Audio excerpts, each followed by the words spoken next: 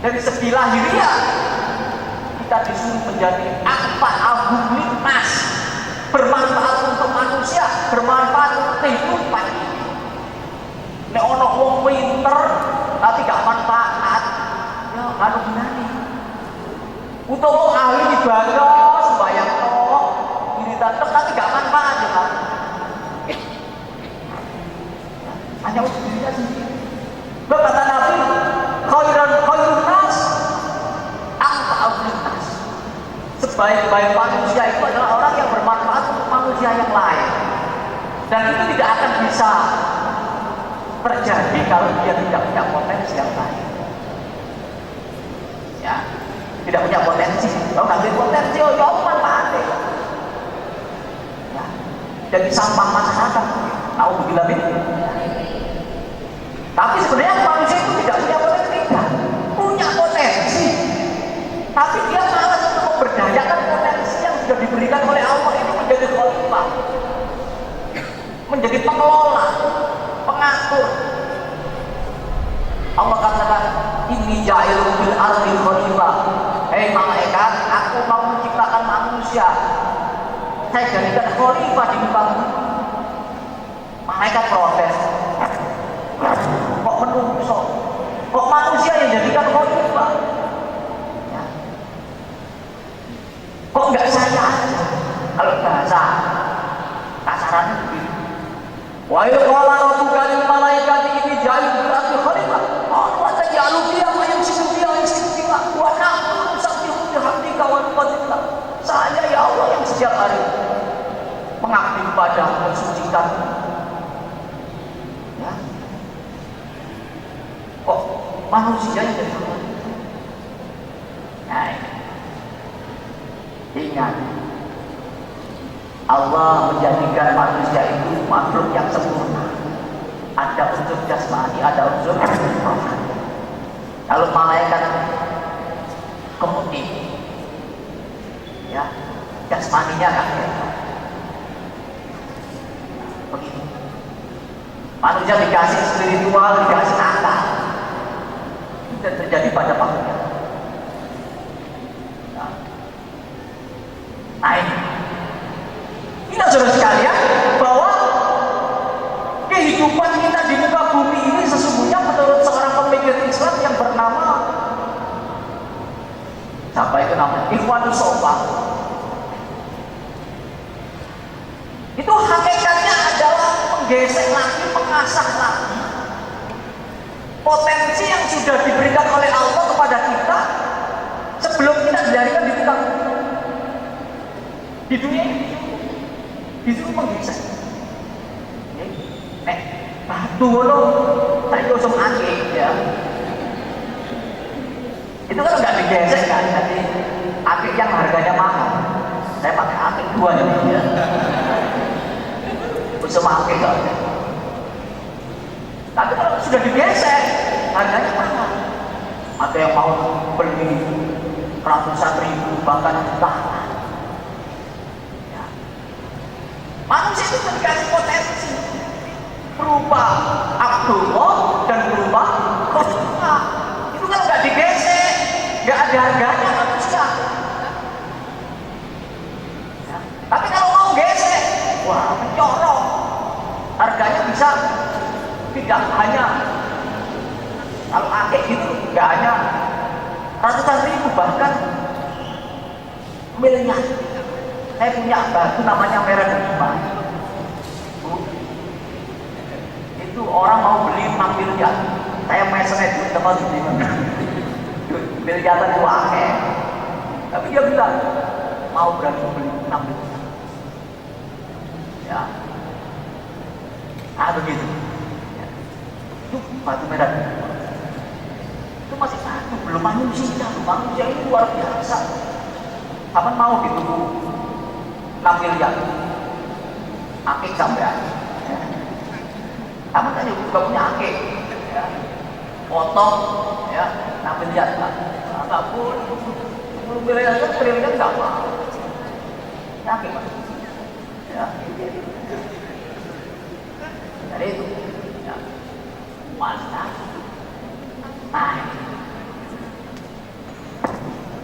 Bagaimana bisa mengembangkan, menumbuhkan potensi diri itu dengan baik?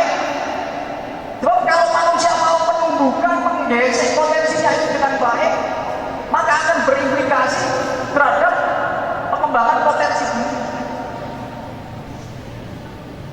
Dia akan sukses dalam menjalani kehidupan dunia akhirat.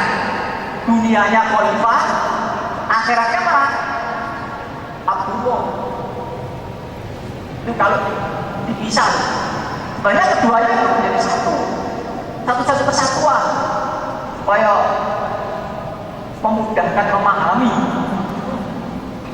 Ada Abdullah, ada khalifah. Sebenarnya sama-sama, keduanya adalah kalau di ilmu ini bisa memiliki nilai dunia. Satu contoh misalnya, saya sholat, itu nilainya apa? Akhirat kan? Tapi bisa menjadi nilai dunia. Kalau tidak saya ilmu, saya sholat karena saya punya mertua yang paling ibadah, misalkan, orang tua orang, atau sampeyan punya calon mertua yang ustaz atau ustazah, waduh, calon mertua orang kan sembahyang, aku gak akan sembahyang, bagaimana penilaian? Wah, kudu bawa rumput sembahyang di pantang usul di fardu subuh kalah dengan ibadah pertama paling subuh jam 6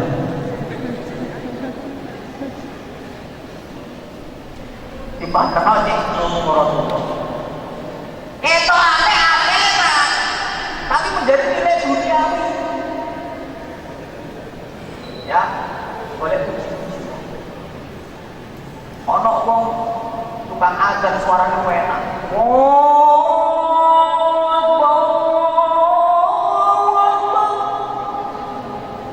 Suara Masjidil Haram.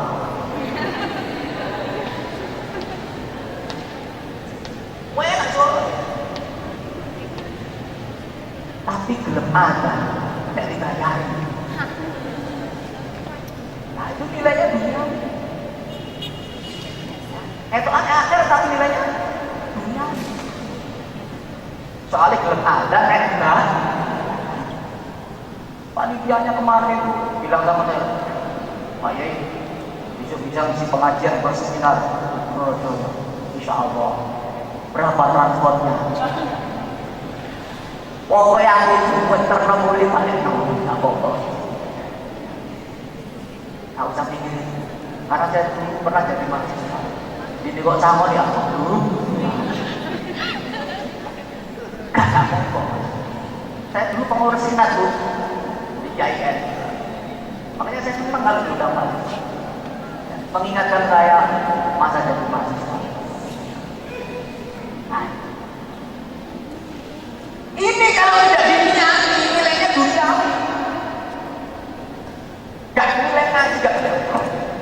Tapi sebaliknya seperti Ibu Eri nyambut gawe, tapi niatnya ya Allah saya mendidik mahasiswa supaya mahasiswa jadi orang yang berakhlakul karimah, bisa mengabdi kepadamu ya Allah. Ketoannya bergawe lah iya, nanti nilainya bisa nilai ibadah. Nilai apa? Sampai dodolan bisnis ya. Kalau sampai ilmu ini bisa nilainya ibadah, nawa itu aku nyambut gawe oleh duit kayak sang ibadah nek wis soge tak gawe haji Mekah Madinah, tak gawe bangun pesantren, bangun masjid, bangun madrasah, membantu orang yang membutuhkan. Ketok aneh sampai nyambut gawe tapi nilainya bisa ukhrawi akeh. Aku ini nyambut gawe toh. Makanya kedua-duanya ini Abdullah dan Khalifah sebenarnya nggak bisa dipisah-pisahkan. Nggak bisa. Ya, nggak bisa. Baik. Ini potensi yang diberikan oleh Allah. Kalau dipisah-pisahkan nanti berjalan tidak seimbang. Pincang, kalau jalannya pincang, maka terjadi kerusakan. Sampai tinggali. Ayo coba sama lihat. Sekarang banyak orang pinter, tapi makan harus Naudzubillah min dzalik. Katokan sama jadi menteri udah ya. Saya presidennya. Gak belum kalah Pak. Jadi menteri yang artinya insya Allah Indonesia ini akan menjadi negara superpower. Ya. Nah, ini ya potensi diri ini bisa diasah, bisa ditumbuhkan, bisa dikembangkan dengan melalui ibadah sholat. Karena ketika orang itu sholat, maka dia itu akan dekat dengan Allah. Mohon maaf kalau sholatnya tapi nek sholatnya krono orang tua walau gitu saja.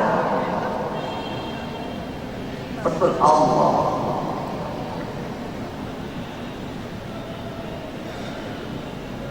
Ketika orang itu sholat dia menghadap Allah. As-sholatu mi'rajul mu'min. Gusti Kanjeng Nabi dulu itu mi'raj menghadap Allah dapat perintah sholat. Maka umatnya itu orang beriman ini bisa menghadap Allah seperti Rasulullah dengan melakukan sholat. As-sholatu mi'rajul mu'min. Karena sholat itu sebagai media untuk bertemu dengan Allah. Coba ketika sholat sampai pahami artinya Allahu Akbar, Allah Maha Besar. Ya, itu ada dialog. Ini wajahnya lillahi faturas samawati wal ardh. Ya, aku hadapkan wajahku kepada Allah, pencipta langit dan bumi. Inna sholati wa nusuki wa mahyaya wa mamati. Ya, sholat ibadah hidup hanya untuk ya Allah. Ya. Ketika kita baca Fatihah ya karena dua iya karena saya banyak padamu ya Allah, saya menyembah padamu, saya mohon pertolongan ya Allah. Dengarkan, nanti saya ilmiahkan. Ya, ini pengajian. Ketika orang itu sudah menghadap Allah dengan sesungguhnya dekat dengan Allah, maka disitulah energi Allah akan dilimpahkan kepada orang yang mendekatkan diri kepada Allah. Karena Allah itu sumber dari sumber energi. Nurun ala nur yahdi nurihi man yasha. Kalau ada cahaya, kalau ada energi, cahaya itu sumber energi. Kalau ada cahaya, kalau ada energi, Allah sumber dari segala sumber cahaya dan segala sumber energi. Cahayanya Allah, energinya Allah nanti dimasukkan dalam diri seseorang. Siapa yang masukkan Allah? Atau ibu ini tidak ada yang tidak mungkin kalau Allah berkenan. Itu masih abstrak.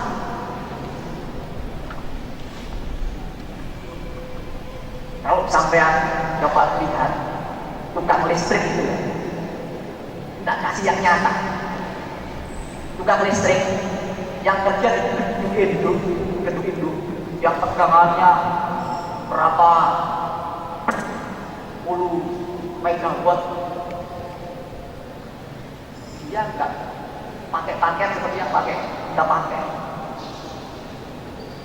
Dia punya pakaian khusus. Kalau nggak pakai pakaian itu, sedot ya. Cari bajunya. Untuk energi bikinan manusia, ya, itu bisa menyedot manusia. Energi bikinan manusia bisa disedot diri manusia. Mati. Apalagi Allah sebagai sumber dari segala sumber energi. Kalau manusia itu mendekatkan diri kepada Allah, dibersihkan hatinya tanpa busana. Makanya begitu ya kalau pegawai listrik tadi dibersihkan tanpa busana, kayak kedonya. Donya itu lagi disucikan, dibersihkan hatinya. Gampang,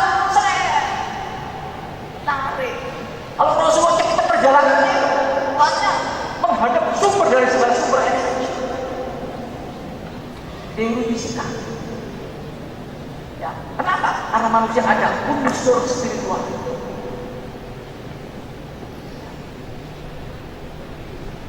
Saya nggak ngomong bohong.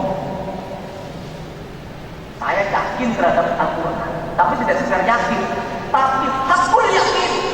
Kalau hakul yakin itu tidak hanya ngomong saja, tapi saya pernah merasakan dan pernah mengalami.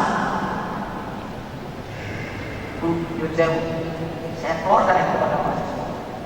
Dia tambah semangat kamu ibadahnya. Ketika saya pikir mujadah, seperti ada yang apa? Nyetrum gitu, dan itu saja diangkat belas. Manusia sing kotor, sing penuh dosa, seperti Joko Antono aja pernah ditunjukkan oleh Allah besar seperti itu, apalagi Rasulullah yang maksum. Makanya aku yakin, bukan hanya sekedar yakin, aku yakin. Saya nggak percaya kepada saya, ya Allah, saya dikembalikan di kamar saya, dan ada anak bus seperti nek mari apa numpak kendaraan ada bus. Ketika saya ini apa menyatakan ini apa menyatakan pikiran saya main karena saya dari mahasiswa rasional malah tapi tidak saya berdoa ya Allah, kalau ini kenyataan tunjukkan sekali lagi ya Allah. Saya minta, saya sholat subuh imam di masjid, setelah kami selesai doa orang-orang pulang, saya minta lagi ya Allah. Seperti itu. Ya Allah, perjalankan saya ke Mekah. Saya bilang, wah, langsung tungguannya sama.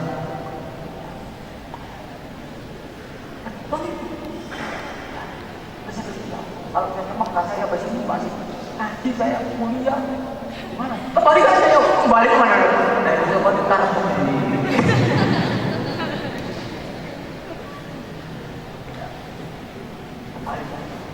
Ini saya bukan kita bohong ya. Ini religious experience. Harus kata seorang psikolog dari barat yang bernama Jobim. Pengalaman spiritual seperti itu enggak rasional deh. Tapi bagi yang mengalami kata dia akan menjadi rasional. Bagi yang tidak mengalami tidak rasional. Gila Muhammad bisa naik ke sana. Pirang meter ondol dirang. Bukan nang langit. Enggak rasional, enggak mengalami. Tapi yang alami rasional terjadi betul, bukan ini. Masya Allah ada bukan sesuatu. Saya juga dirinya bersyukur kepada Allah. Ya. Karena ternyata subhanallah di asra bi al-qalam betul terjadi. Nek ana wong sing arani kon Muhammad dipuji wong Arab kon. Ya, terus ngomong. Coba Tono pernah mengalami. Ya, itu namanya religious experience. Sebenarnya ini tidak boleh diomongkan ya. Temanya seperti itu biar sampai tahu matang. Ya, begitu. Baik. Lah ketika orang itu dekat dengan Allah, dia menjadi berenergi. Energinya energi positif. Kalau dia berenergi, maka dia akan menjadi orang yang kreatif, dinamis. Begitu. Karena berenergi. Nek ono wong lemper ae maju energi. Ono mahasiswa lemper kalau energi.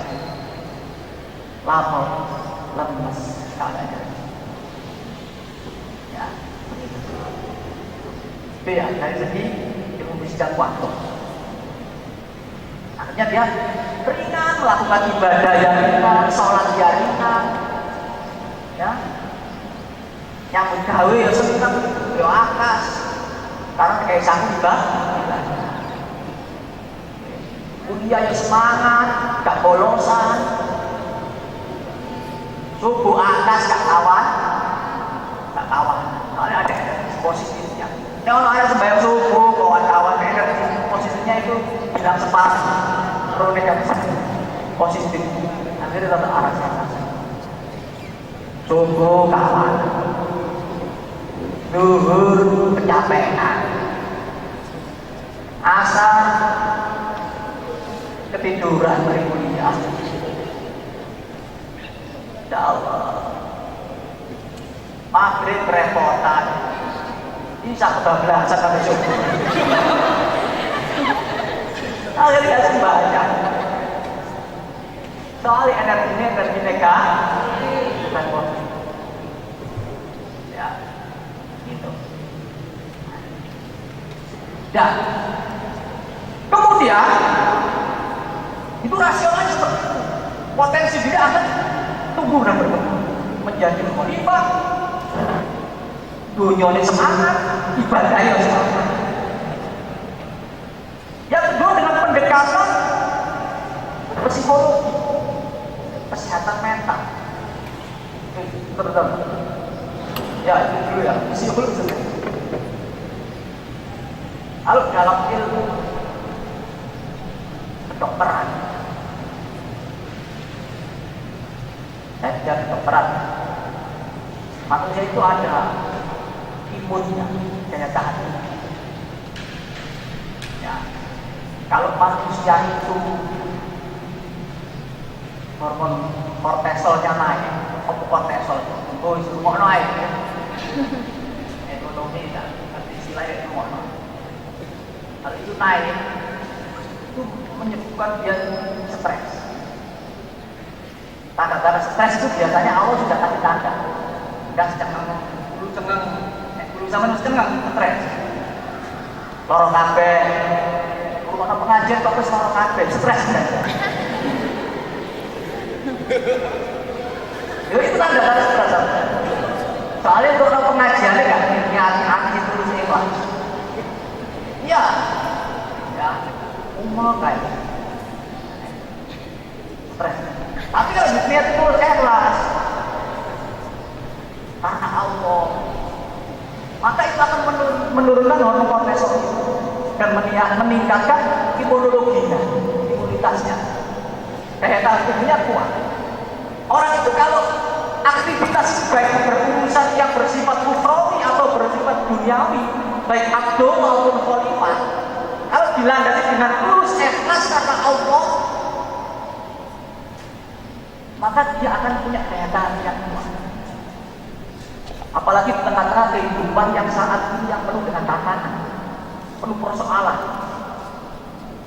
Ya, itu kalau nggak punya daya tahan, wah beruntung.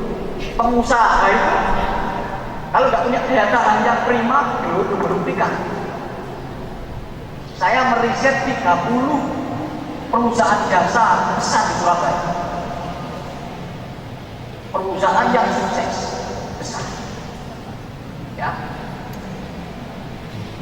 dan banyak diminati oleh masyarakat. Ternyata pemimpinnya itu dari 30 itu mereka adalah tidak meninggalkan spiritualitas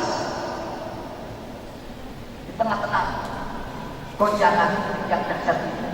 Harus daya tahan, tidak hanya daya tahan lahiriah, tetapi daya tahan batin. Daya tahan lahiriah saja ada batasnya. Ya. Nah, ternyata mereka punya kekuatan spiritualitas. Apa sebenarnya yang dia lakukan? Sholat. Bahkan dalam riset saya itu ternyata dia tidak meninggalkan sholat tahajud. Selain 5 waktu, tahajudnya tidak dia tinggalkan. Dulu sebelum ada perintah sholat 5 waktu, itu sholat tahajud menjadi sholat fardu bagi Rasulullah dan para sahabat. Sampai kemudian turun perintah sholat 5 waktu. Ya. Rasulullah pun tahajud setiap hari. Dan ternyata itu sangat efektif, ya, jadi daya tahan bagi Rasulullah dan para sahabat dalam menghadapi goncangan Mekah Madinah, membangun peradaban. Ya, ini. Ya. Kemudian yang terakhir, kita berapa menit lagi? 15 menit lagi. Dari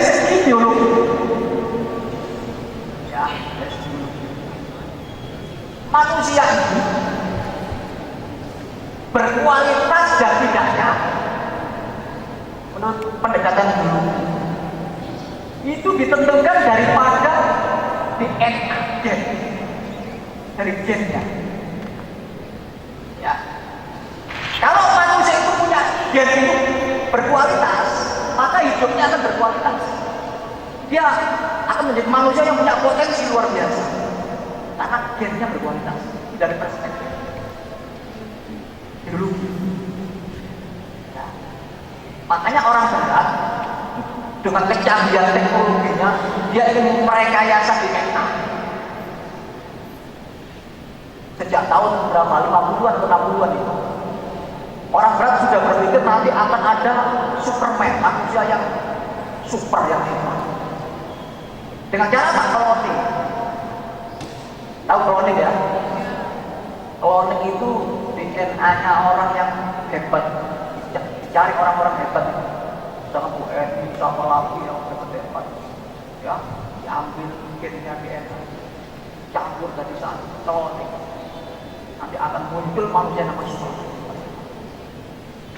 Itu orang Barat sudah berpikir. Makanya ketika saya tahun 80-an atau akhir tahun 70-an, saya pernah melihat film Superman akhir tahun 70-an atau awal 80-an di gedung bioskop. Itu digambarkan oleh sutradara itu, ya. Superman itu sosok yang menolong orang. Kalau ada orang susah ditolong.